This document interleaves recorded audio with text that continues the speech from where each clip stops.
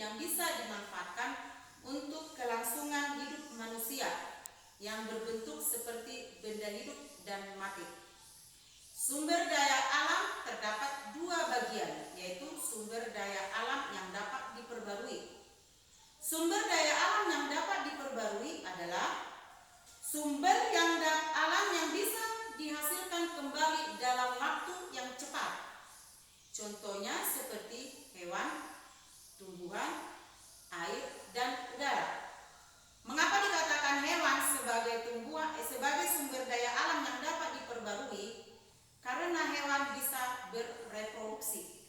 Contohnya kambing, sapi, ayam. Seperti pada gambar ini, kita dapat melihat ini adalah gambar domba. Domba ini bisa bereproduksi dengan cara beranak. Anak yang dihasilkan induknya akan berkembang menjadi besar. Secara otomatis, anak yang dihasilkan oleh induknya itu akan beranak kembali, dan induknya juga dapat beranak kembali. Itulah sebabnya makanya dikatakan hewan adalah sumber daya alam yang dapat diperbarui karena bisa untuk berulang-ulang bertumbuh ataupun berkembang. Yang kedua adalah bebek, ayam, dan burung. Bebek, ayam, dan burung bertelur. Dari telurnya akan menetas dan akan menghasilkan anak lagi, anak ayam, anak bebek, maupun anak burung. Dan akan berulang-berulang untuk menghasilkan telur dan mempunyai anak kembali, yaitu dari hasil petasan telur tersebut. Coba kita lihat di sini adalah persawahan. Di sawah ini yang ditanam adalah padi. Yang ditanam adalah benih padi. Benih padi jika ditanam dan diberi pupuk akan berkembang. Sesudah itu dia akan menghasilkan padi dan menghasilkan beras. Benih padi yang ditanam yang sudah dipetik tadi bisa ditanam kembali untuk menghasilkan beras kembali. Itulah makanya dikatakan padi atau tumbuhan dikategorikan juga sebagai sumber daya alam yang dapat diperbaharui. Kebun teh. Kebun teh walaupun setiap saat dipetik pucuknya tidak akan pernah habis. Dia akan selalu tumbuh dan tumbuh. Sehingga kebun teh ini tidak akan pernah habis walaupun dia selalu diolah untuk menjadi bubuk teh. Dan kita lihat air. Di dalam air ini kita tahu air yang hidup adalah ikan.